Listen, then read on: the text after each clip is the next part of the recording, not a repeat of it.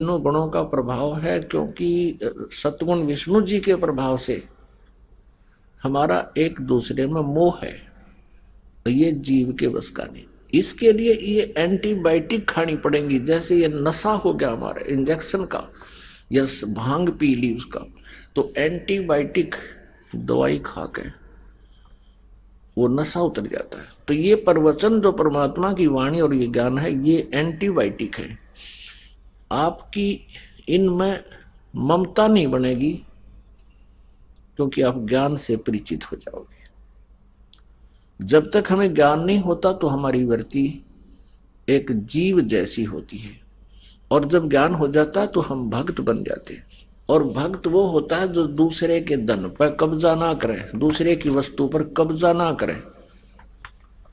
और दूसरे की वस्तु पर जो कब्जा करता है, अपनी मानता है, अपना लेता है कि ये मेरी है, ऐसा कहता है, तो भक्त नहीं है वो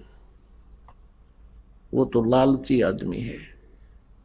ऐसे ही हम जो परमात्मा के पुत्र या पुत्री हैं, उसके पुत्र पुत्री हैं, और हमें सौंपा है कि इनको तुम अच्छे गुण युक्त करो। सबसे पहला गुण है बच्चे को भक्ति में लगावे, अपने परमात्मा के पास उसके पहुंचाने का तरीका बना दी।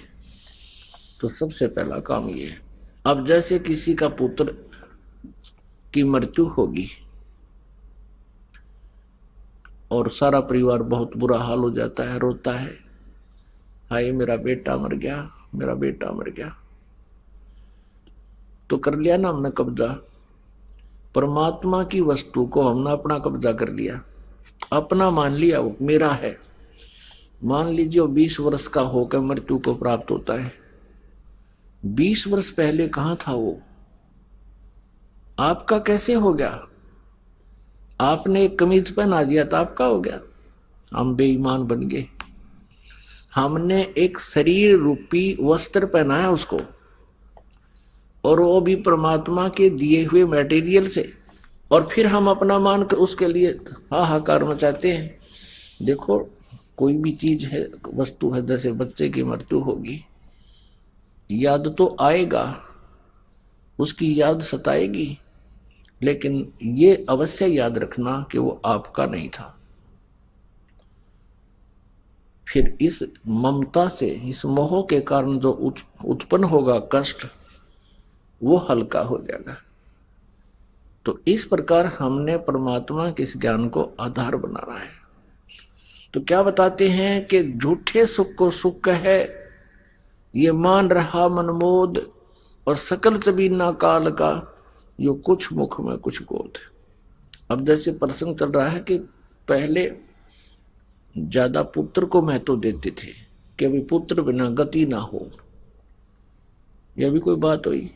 गति तो भगवान के नाम तो होगी, भक्ति करने से होगी, सत्साधना से होगी। मनुष्य जीवन हो, पूरा गुरु हो, सच्ची श्रद्धा से साधक भक्ति करे, उसकी गति होगी।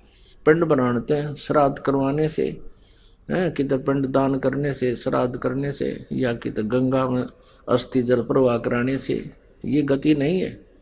अब विचार करने की बातें ये हमें गुमराह करते थे। जैसे श्री कृष्ण जी की जब मृत्यु हुई, उससे पहले, श्री कृष्ण से पहले उसके सारा परिवार, पूरे पुत्र पुत्र सब नष्ट हो चुके थे, मर चुके थे। श्री कृष्ण जी की गति किसने कराई? फिर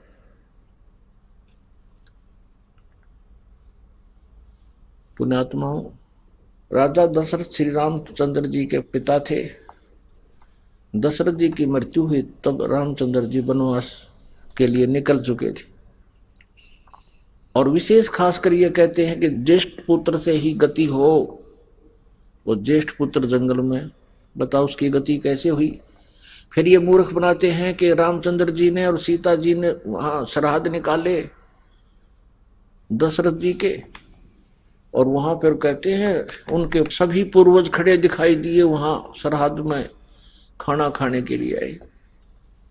श्राद्ध में कौन दिखेंगे? भूत। अब भूत खाते होंगे श्राद्ध, जैसे तुम कहते हो भूत दिखे, तो वो भूत बनाए किसने? तुम्हारी इस गलत साधना ने सभी भूत बना दिए, वो पितर बना दिए। वो भटक रहे हैं, जिनको आहार भी ना मिलता। यदि कहें कि वो स्वर्ग चले गए तो स्वर्ग गया हुआ व्यक्ति या पृथ्वी पर रोटी खाना होगा। वाह भाई वाह, मूर्ख बना रहे। स्वर्ग में तो सारी सुविधा यहाँ से बहुत अच्छी है। तो कितने नहीं गए, गलत साधना करने से वो प्रेत आत्मा में भटक रही है। और प्रेत बनाने का यही कारण है कि लोक वेद से उनकी हमने साधना की, फिर हम भी भूत बन गए। श्रीमद् भगवत गीता अध्याय नंबर 9 के श्लोक नंबर 25 में कहा है कि जो देवताओं की पूजा करते हैं, देव